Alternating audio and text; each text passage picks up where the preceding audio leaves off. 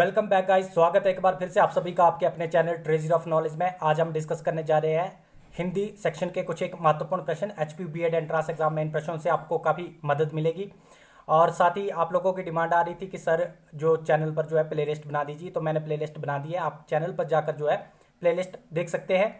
हिंदी और HP GK, Indian GK, इन सब की मैंने अलग अलग से प्ले लिस्ट बना दी है। Teaching aptitude, commission committee, reasoning and math की अलग अलग से बना दी है, तो आप लोग चैनल पर जाकर देख सकते हैं। शुरू करते हैं आज की वीडियो अपने पहले प्रश्न से। उत्थान का विलोम है, तो उत्थान का विलोम क्या होता है? उत्थान क्या होता है? ऊपर उठना या प्रगति करना। जब कोई प्रगति करता है तो उसको क्या बोलता है? उत्थान करना बोलते हैं। तो इसका उल्टा बताना है। विलोम का मतलब होता है उल्टा, तो उत्थान का क्या हो जाएगा? पतन। ऑप्शन डी इसका बिल्कुल सही आंसर है। अगर मैं बात करूं बाकी ऑप्शंस की, तो इन पर भी आप लोगों ने थोड़ा सा ध्यान दे देना है। अगर आप लोगों नोट बना रहे हैं, अभी आप लोग नोट्स बना रहे हैं, तो ये जो लिखे हुए हैं यहाँ पर उत्कृष्ट, इनको लिख लीजिएगा, क्योंकि शुद्ध बत्तनी से यहाँ से प्रश्न बन जाता है। उत्कृष्ट कैसे लिखते हैं, इनको ध्यान से नोट कर लीजिएगा। उत्कर्ष कैसे लिखते हैं, ऑप्शन बी में आप लोग देख पा रहे होंगे, इसको भी ध्यान से नोट कर लीजिएगा। उत्पत्ति कैसे लिखते हैं, इनको भी नोट कर लीजिएगा। यहाँ से भी प्रश्न बन जाते हैं, कई बार जो है शुद्ध बत्तनी से यहाँ से प्रश्न आ जाता है। मूव करते हैं अपने नेक्स्ट क्वेश्चन की ओर। नारी का पर्यायवाची है, तो देखिए नारी का क्या पर्यायवाची होता है? दारा। नारी को क्या कहा जाता है? दारा कहा जाता है। अच्छा, यहाँ से एक और प्रश्न बनता है कि पत्नी को क्या कहा जाता है? तो पत्नी को भी दारा ही कहा जाता है, नारी को भी दारा कहा जाता है। तो ये पर्यायवाची याद रखने हैं। स्त्री को भी जो है दारा ही कहा जाता है। एक और ध्यान में रखना, जो पेपर में बार बार पूछा जाता है एग्जामिनर के द्वारा, भार्य। भार्य किसे कहा जाता है? पत्नी को कहा जाता है। वेरी वेरी इंपॉर्टेंट कहूंगा मैं, इसको स्टार लगा देता हूँ, क्योंकि ये फ्रिक्वेंटली पेपर में पूछा जाता है। देखिए भार्य जो है भाभी को नहीं, पत्नी को कहा जाता है। नोट रखना है, मोस्ट इंपॉर्टेंट है, पेपर में पूछा जाता है, इसलिए मैंने यहाँ पर लिख दिया है। अगर मैं बात करूँ ऑप्शन ए की तटनी और ऑप्शन बी की सरिता, ये किसके जो है पर्यायवाची होते हैं? नदी के होते हैं। वेरी वेरी इंपॉर्टेंट, इनको भी ध्यान में रखिएगा। ऑप्शन ए और बी में तटनी और सरिता जो है दोनों ही नदी के पर्यायवाची है। अब आप लोग सोच रहे होंगे तो सर बसुमती किसका पर्यायवाची हो सकता है? तो ये होता है आपका धरती का, पृथ्वी का, वसुधा, ये सब क्या है? वसुमती के पर्यायवाची। तो इनको भी ध्यान रखिएगा, पेपर में प्रश्न बन सकता है कि धरती का कौन सा पर्यायवाची होता है। तो नीचे ऑप्शन में आ जाएंगे आपको कि वसुमती होता है, 3 ऑप्शन और आ जाएंगे। तो वसुमती जो वो धरती का, भूमि का, या पृथ्वी का, या वसुधा का, ये सब पर्यायवाची है। तो आप लोग इसको भी नोट रखेंगे। मूव करते हैं अपने नेक्स्ट क्वेश्चन की ओर। अगला प्रश्न है हमारा, अजन्म में उपसर्ग है। देखिए उपसर्ग और प्रत्यय के बारे में मैं बड़ी बार बात भी करता रहता हूँ, आज फिर से बता देता हूँ। उपसर्ग और प्रत्यय क्या होते हैं? उपसर्ग वे होते हैं वो जो शब्दों के आगे लगे होते हैं, और प्रत्यय वे होते हैं जो शब्दों के पीछे लगे होते हैं। अगर आप लोगों को अभी भी समझ नहीं आया तो मैं एग्जांपल दूंगा, तो आप उससे आराम से समझाएंगे। देखिए यहाँ पर अजन्म का जो है उपसर्ग पूछा जा रहा है। उपसर्ग क्या बताया था मैंने? जो आगे लगे होते हैं। तो देखिए आ जो है इसमें उपसर्ग लगा हुआ है। उपसर्ग या प्रत्यय वे होते हैं जिन्हें जोड़कर जो है एक शब्द बनता है, और अगर उनको निकाल दिया जाए, उपसर्ग या प्रत्यय को निकाल दी जाए, तो उसका मूल शब्द बच जाता है। अगर आप लोगों को अभी भी समझ नहीं आया तो एक बार मैं एग्जांपल के थ्रू बताता हूँ। जैसे यहाँ पर आजन्म में आ प्रत्यय लगा हुआ है, देख पा रहे होंगे आप। अगर हम आ को निकाल देते हैं, आ जो है इसको निकाल देते हैं, तो क्या बच जाता है हमारे पास? जन्म बच जाता है। मतलब इस शब्द का जो मूल शब्द था, बेसिक वर्ड जो फॉर्म हुआ था, जो बना था, वो किससे बना था? जन्म से बना था, आ जन्म। अच्छा, ये हो गया उपसर्ग। उपसर्ग की बात होगी, और उपसर्ग और प्रत्यय से प्रश्न बनते हैं, आप इसको ध्यान में रखेंगे। तो थोड़ा सा प्रत्यय के बारे में भी जान लेते हैं, वैसे तो आगे प्रश्न आएंगे भी, और यहाँ पर भी देख लेते हैं कि प्रत्यय क्या होते हैं। प्रत्यय मैंने बता दिए जो शब्दों के पीछे लगते हैं। फॉर एग्जाम्पल, जैसे कि मैं आ प्रत्यय ही देख लेता हूँ। यहाँ पर आ जो है उपसर्ग लगा हुआ है इस प्रश्न में, और आ प्रत्यय का एक उदाहरण देख लेते हैं। जैसे सुत लिख होता है, क्या? सुत। तो सुत जो होता है इसका जो बनता है, क्या बनता है? सुता। सुता। और इसमें देख सकते हैं आप लोग, यहाँ पर क्या आवाज आ रही है, क्या साउंड आ रही है? यहाँ पर आ की साउंड आ रही है, सुत का सुता। तो यहाँ पर क्या लगा हुआ है? पीछे लगा है ना आ, सुता, सुता। तो आ जो है क्या? ये प्रत्यय है। तो इसको भी ध्यान में रखना है, पेपर में पूछा जाता है। Very important. उम्मीद है आप लोग समझ गए होंगे कि उपसर्ग और प्रत्यय में क्या डिफरेंस होता है। प्रत्यय को कैसे याद रखना? जैसे प से प्रत्यय है, तो प से पीछे, मतलब शब्द के पीछे जो लगता है वो प्रत्यय होता है। इसी से ध्यान रखना है। अगर आप लोगों को प्रत्यय पता होगा तो उपसर्ग आप उसका 22% उल्टा कर दीजिएगा, तो उपसर्ग जो है शब्दों के आगे लगता है। मूव करते हैं अपने नेक्स्ट क्वेश्चन की ओर। शूर की भाववाचक संज्ञा है। देखिए संज्ञा को अच्छी तरह से पढ़ लीजिएगा, यहाँ से प्रश्न बन सकता है। तो शूर की जो है भाववाचक संज्ञा, और ये प्रश्न मेरे ख्याल से शुद्ध बर्तनी से भी है, क्योंकि शूर की भाववाचक संज्ञा शौर्य होती है। लेकिन शौर्य कैसे लिखते हैं? तो इसका जो सही आंसर है वो है ऑप्शन सी, शौर्य ऐसे लिखते हैं। श के ऊपर जो है वो 2 मात्राएं लगी होती है, तो इसको भी ध्यान में रखेंगे, इंपॉर्टेंट है। देखिए भाववाचक संज्ञा क्या होती है? जिसमें आपको भाव आता है। फॉर एग्जाम्पल जैसे मैं एक एग्जाम्पल देके आपको समझाता हूँ कि वे बहुत चतुर है, वे बहुत चतुर है। तो इसमें चतुर क्या है, चतुर उसका गुण है, तो ये गुणवाचक संज्ञा हो जाएगी। लेकिन अगर ऐसा कहा जाए कि उसने बहुत चतुराई से काम लिया, उसने बहुत चतुराई से काम लिया, तो चतुराई क्या है इसमें, भाववाचक संज्ञा, इसको भी ध्यान रखना। या आलसी हो गया, तो आलसी जो वो किसी का गुण है, लेकिन आलस्य क्या है, वो क्या है, भाव है। तो इस प्रकार से आप लोगों ने इसका ध्यान रखना है, पेपर में पूछा जाता है। स्टार लगा देता हूँ। मूव करते हैं अपने नेक्स्ट क्वेश्चन की ओर। अगला प्रश्न है हमारा आनंद मगन में समास है। देखिए समास को जरूर पढ़ लीजिएगा, एक या दो क्वेश्चन यहाँ से बिल्कुल 101% बनेंगे, और साथ ही संधि विच्छेद को भी अच्छी तरह से पढ़ लीजिएगा, वहां से भी प्रश्न बनेंगे। तो आनंद मगन में कौन सा समास है, आनंद मगन में है आपका तत्पुरुष समास। अब आप पूछेंगे कि सर तत्पुरुष है कैसे। देखिए तत्पुरुष में क्या होता है, तत्पुरुष समास में, तत्पुरुष समास में जो उत्तर पद होता है, मतलब जो दूसरा वर्ड होता है वो प्रधान होता है, मतलब मेजर होता है। फॉर एग्जाम्पल आनंद मगन को अगर हम तोड़ेंगे, विग्रह करेंगे, तो क्या आएगा, आनंद में मगन। तो मगन जो है इसका मेजर वर्ड है, इसलिए ये तत्पुरुष में जाएगा।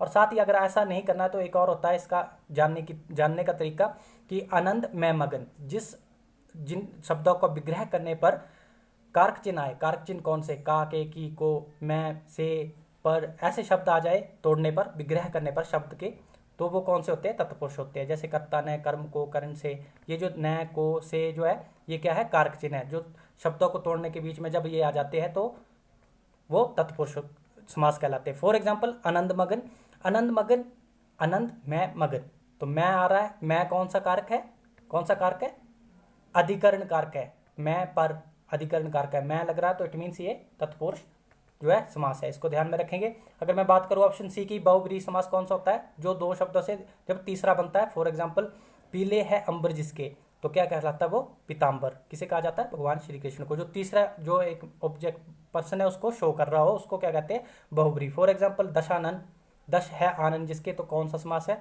बहुब्रीहि समास है। इसी प्रकार अगर मैं अभिभाव की बात करूं तो जैसे तत्पुरुष में दूसरा पद प्रधान होता था, इसमें प्रथम पद प्रधान होता है अभिभाव में। फॉर एग्जाम्पल प्रतिदिन, प्रतिदिन का मतलब क्या होता है, दिन दिन।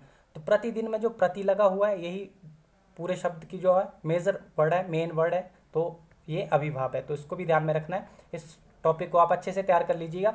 अगर मैं बात करूँ द्वंद्व समास की, तो द्वंद्व में क्या होता है कि एक दूसरे के अपोजिट आते हैं। जैसे फॉर एग्जाम्पल माता पिता, सुख दुख, दिन रात, एक दूसरे के अपोजिट है ना, एक साथ आ रहे हैं, तो वो कौन से समास होंगे, द्वंद्व समास होंगे। अच्छा, द्वंद्व समास से मिलता जुलता एक और होता है, कौन सा, द्विगु समास। द्विगु समास कौन होते हैं, जिसमें संख्या लगी हो आगे। फॉर एग्जाम्पल जैसे चौराहा, चौराहा बोला गया तो क्या लगे है, चार राहें बोल रही है, तो यहाँ पर क्या है, संख्या लगी हुई चार, तो ये कौन सा समास होगा, द्विगु समास होगा। तो द्वंद्व और द्विगु में कंफ्यूजन होता है, इनको अच्छी तरह से तैयार कर लेना है। या एक और एग्जांपल ले लेते हैं द्विगु समास का, पंचवटी, तो पांच लगा हुआ ना आगे, पंचवटी, पांचवटी, तो पंचवटी बना हुआ जिससे, तो कौन सा है, द्विगु समास है। इसको भी ध्यान में रखना है। तो कुछ इस प्रकार से थे, तो उम्मीद है आप लोग समझ भी गए होंगे। मूव करते हैं अपने नेक्स्ट क्वेश्चन की ओर। ये टॉपिक बहुत इंपॉर्टेंट है, यहाँ पर स्टार लगा देता हूँ, पेपर में यहाँ से प्रश्न बनेंगे। अगला प्रश्न है हमारा तत्सम शब्द है। इनमें से तत्सम शब्द को हमने फाइंड आउट करना है। देखिए दो प्रकार के शब्द होते हैं, एक तत्सम एक तद्भव। तत्सम जो होता है वो संस्कृत शब्द होते हैं, और तद्भव जो होते हैं वो संस्कृत से हिंदी में आए होते हैं और उसमें चेंज हुआ होता है। फॉर एग्जाम्पल इसका जो सही आंसर है वो है आम्र। आम्र क्यों है, देखिए आम्र को हम हिंदी में क्या कहते हैं, आम कहते हैं। तो आम जो है वो तद्भव शब्द है, जबकि आम्र जो है र लग गया नीचे, तो ये कौन सा शब्द है, तत्सम शब्द है। इट मीन्स ये क्या है, संस्कृत शब्द है। देखिए इनको कैसे ध्यान रखना है, जैसे मैंने बताया कि उपसर्ग और प्रत्यय का कैसे रखना है कि प से प्रत्यय, तो प से पीछे वाला शब्द जो प्रत्यय होगा, ऐसे ही इसमें ध्यान रखना है। जैसे तत्सम में स लगा हुआ है तो ये संस्कृत है, मतलब ये संस्कृत शब्द होना चाहिए। तो आम्र जो है संस्कृत शब्द है। देखिए तत्सम शब्द को पहचानने की जो एक ट्रिक ही समझ सकते हैं इसको। जैसे नीचे र लगा हो, जैसे यहाँ पर आम्र में र लगा पैर के नीचे, या फिर सर के ऊपर जो रो लगा होता है इस प्रकार से, ईर्ष्या या ऐसा ऐसा समथिंग, या फिर श लगा हो कहीं आधा श ऐसा वाला, श षटकोण वाला स, या फिर री लगा हो, या फिर कोई शब्द आधा हो, तो वो कौन से होते हैं, तत्सम शब्द होते हैं। तो इनको भी आप लोगों ने ध्यान रखना है। इस टॉपिक से भी इंपॉर्टेंट प्रश्न बनते हैं, तो इसको भी अच्छी तरह से तैयार कर लीजिएगा। अभी हम सिंपल प्रश्न कर रहे हैं तो ज़्यादा डीपली में कंसेप्ट में जा नहीं सकता क्योंकि ज़्यादा समय लग जाएगा। मूव करते हैं अपने नेक्स्ट क्वेश्चन की ओर। पवन का संधि विच्छेद है। पवन का संधि विच्छेद क्या हो सकता है, देखिए सबसे पहले आपने ये जानना है कि ये है कौन सी संधि। तो सबसे पहले ये तो आयादी संधि है, तो इसका जो सही आंसर है वो है ऑप्शन बी, पो जमा अन। अयादी संधि कौन सी होती है? अब आप लोग सोच रहे होंगे जिन शब्दों के विग्रह करने पर ना, ये जो यहाँ पर मैं लिख रहा हूँ आए, आई, अव, शब्दों के विग्रह करने की बात कर रहा हूँ मैं। अव, अवी, इस प्रकार से जो जितने भी शब्द मैं आव यहाँ पर लिख देता हूँ, और भी बहुत सारे हैं, अभी इनको ही मैं बताता हूँ। अगर शब्दों के विग्रह करने पर ये शब्द, ये जो साउंड्स है, ये अगर आए तो वो कौन सी होती है? आयादी संधि होती है। फॉर एग्जाम्पल अभी हम लिखते हैं पवन की बात। अगर पवन को हमने संधि विच्छेद किया, इसका पो जमा अन, तो क्या बनता है? पवन। अव की आवाज आ रही है, इट मीन से क्या है? एक आयादी संधि है। और भी एग्जाम्पल ले लेते हैं, आव का ले लेते हैं, जैसे धावक।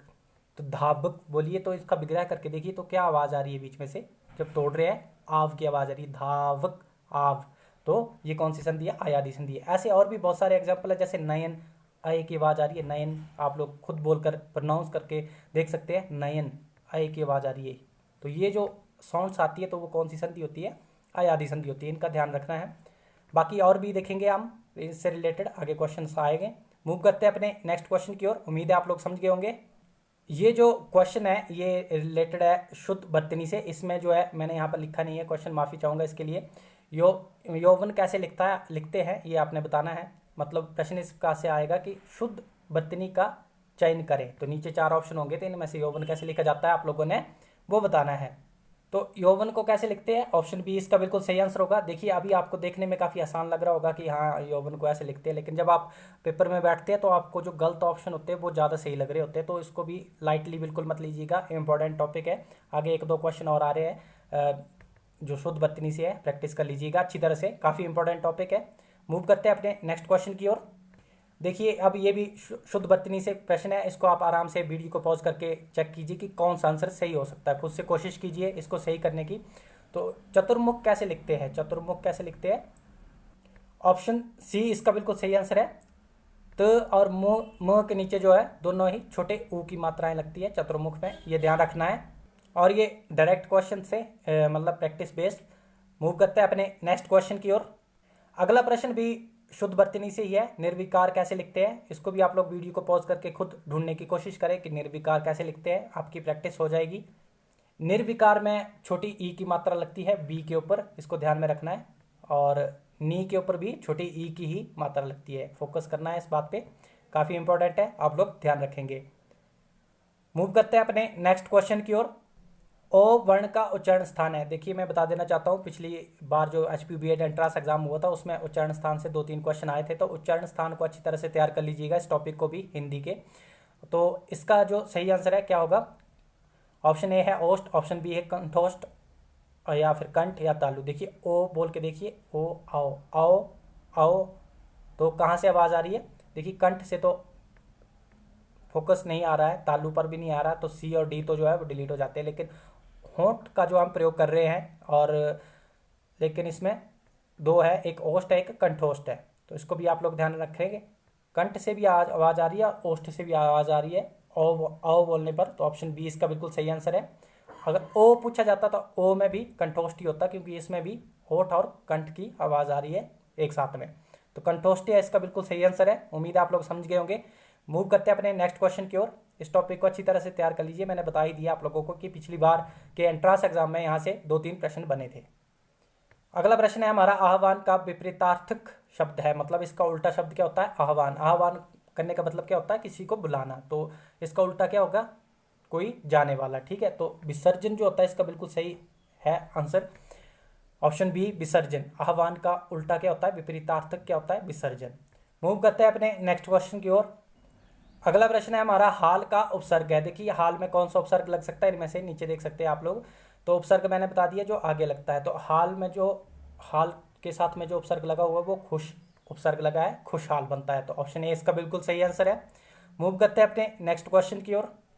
अगला प्रश्न है, नायिका का संधि विच्छेद है। देखिए फिर से प्रश्न आ गया, और ये है भी आयादी संधि का ही। तो आयादी संधि काफ़ी पूछी जाती है, इसको तो आपने अच्छी तरह से तैयार कर लेना है। तो नायिका का जो संधि विच्छेद होता है वो होता है न जमा इका।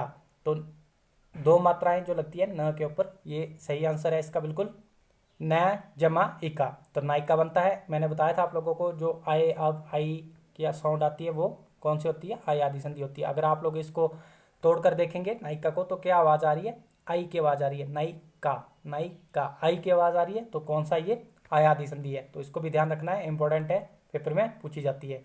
मूव करते हैं अपने नेक्स्ट क्वेश्चन की ओर। अगला प्रश्न फिर से उपसर्ग से ही है। सगुण में उपसर्ग है, सगुण में कौन सा उपसर्ग लगा है, मैंने बताया है उपसर्ग या प्रत्यय जहाँ लगते हैं तो उसको निकालने के बाद मूल शब्द बच जाता है। जैसे इसमें सगुण में अगर हम स निकाल देते हैं तो गुण बच जाता है, तो गुण का कोई मीनिंग होता है।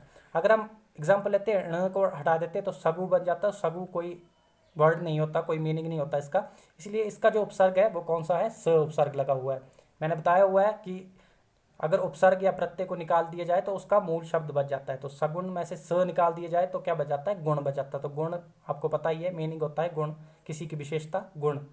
उम्मीद है समझ गए होंगे। मूव करते हैं अपने नेक्स्ट क्वेश्चन की ओर।